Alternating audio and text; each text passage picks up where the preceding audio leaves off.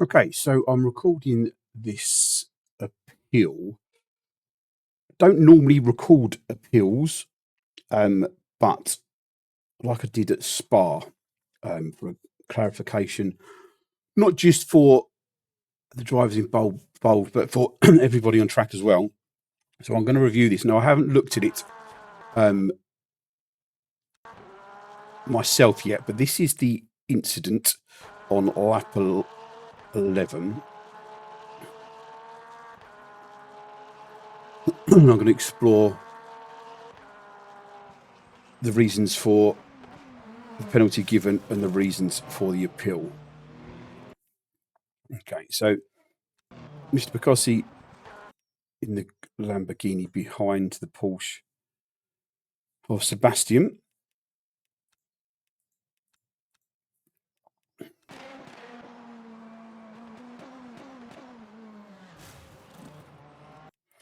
So the things we need to look at from the appeal: did Sebastian hesitate and open up the steering to try to allow Mr. Paccosi to go down the inside? So let's have a look. So let's have a look from Mr. Paccosi's. Let's take it all the way back from this. Here we go.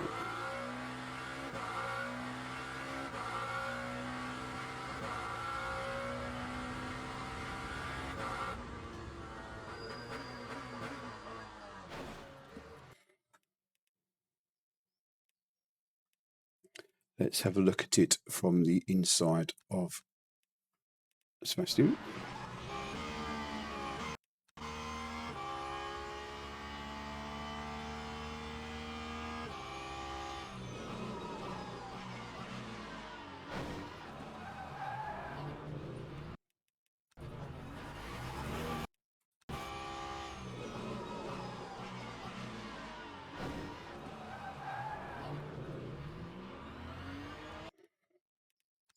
Was there? It's very hard to tell on steering inputs because unless it's a big correction, which there was a little bit of an opening of the steering wheel, but was it to correct the line or?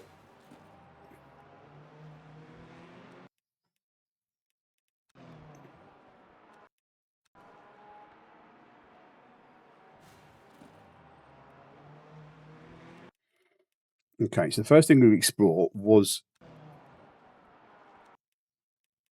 Sebastian avoiding letting Paccosi go down the inside. I don't believe so. I believe there perhaps was a little bit of nervousness from Sebastian, but there certainly wasn't enough room left for him, for Mr. Paccosi to go down the inside. You can see a little bit of input in the steering wheel there, but let's have a look at the race, the turning points on this lap and the previous lap, and the speed, not necessarily the cornering speed, because it doesn't matter. The car in front that you're passing could be fuel saving, could just come out of the pits on fresh tyres, could be on very old tyres. So you have to take into account those as well. Plus, there are also different experience levels from the back to the front of the grid and everything in between. So you're going to get different experiences, different pace levels, and human error. And obviously, that goes for the car behind as well. But let's have a look at the turning point and the braking point of the Porsche. So let's see if we can get a good. There we go. Right. So this is where he brakes. So let's take it back to see the. Can't probably quite see from that angle. Aha, there we go. Right. So he starts braking. You can see just the red coming in. So he's braking right on. That gives us a very good visual marker of this line here. That's exactly where he starts braking. Let's compare and let's check where he is turning in. Okay, so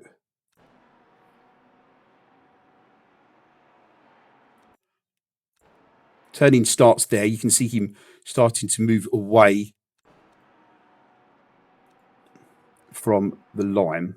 So we can use the red and whites as a visual here. Right. So he's turning in there. So we are 1, 2, 3 reds. So he starts turning at the third red. Okay, so let's just take it back to, I need to go up to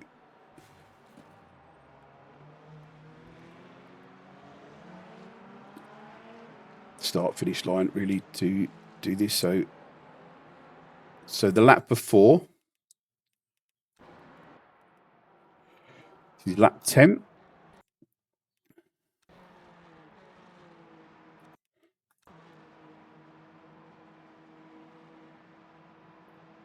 And the reason I'm doing this on the lap before is because this is what Mr. Paccosi used as an example in his appeal video. Now you can see just the brake coming on here, and he's halfway into that red where he was at the beginning of it last time. So we're already at a different braking point.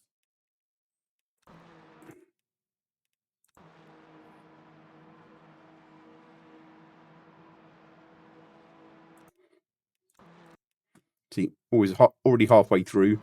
So we're already going to have a different speed at point of turning. But let's see where he is turning in. And we was at the third red marker last time. He's turning in there. So he's there and thereabouts at the same point of the third marker. So the only difference here is the braking point. So there will be a different turning speed and corner entry speed. So if we take this back forward a lap to lap 11 again, where the incident happened. So the comparison lap, Sebastian brakes earlier here, so it's obviously going to be slower than what was used in the example for the appeal video. Was there any hesitation and doubt from Sebastian's point of view that the green Lamborghini Mr. Paccosi was not going to send it down the inside? Probably, absolutely. But was there enough hesitation and deviation from the racing line to warrant getting hit from behind? No.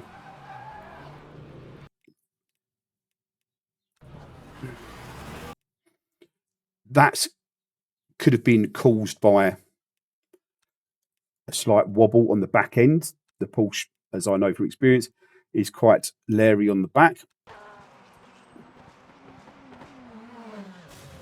There is not enough deviation off the racing line for Mr. Paccosi to run into the back of the Porsche. Just not move enough.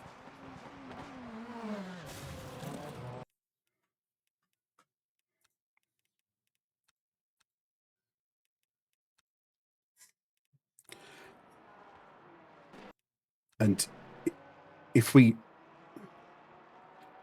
comparing the entry speed of the Lamborghini from this lap to the previous lap is irrelevant because you have traffic of a slower class in front of you.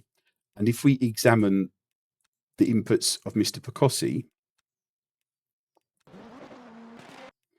it's irrelevant where you braked the lap before because there wasn't a GT3 in front of you. Now, we see your inputs here, you're letting off the brake here. You're letting off the brake, and you've got a car coming closer and closer in front of you. Now, even if there wasn't a deviation, that slight deviation from the Porsche in front, you're still going into the back of him. And you're turning towards the car. If you had stayed straight, you perhaps might have avoided him. You can't expect to turn for the apex right behind a slower class car when there is such a small distance between the two cars and such an overspeed. Look, if you had just moved to the left a little bit, if you'd stayed straight, you wouldn't have hit the car in front.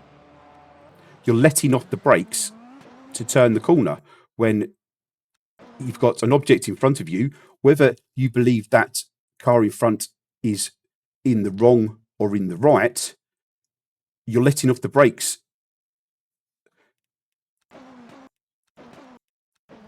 If you've got it wrong, your braking speed, which I believe you have here, you need to take avoiding action.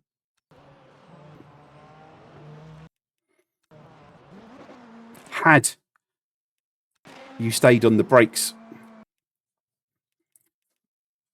yes, you'd probably locked up, but would you have hit the car in front? You're not at 100%, and you're already starting to feed off and throttling the brake pedal. And you're letting off, and you can see you're now having to throttle that. I'm afraid, Mr. Paccosi, the appeal is rejected, and the penalty stands.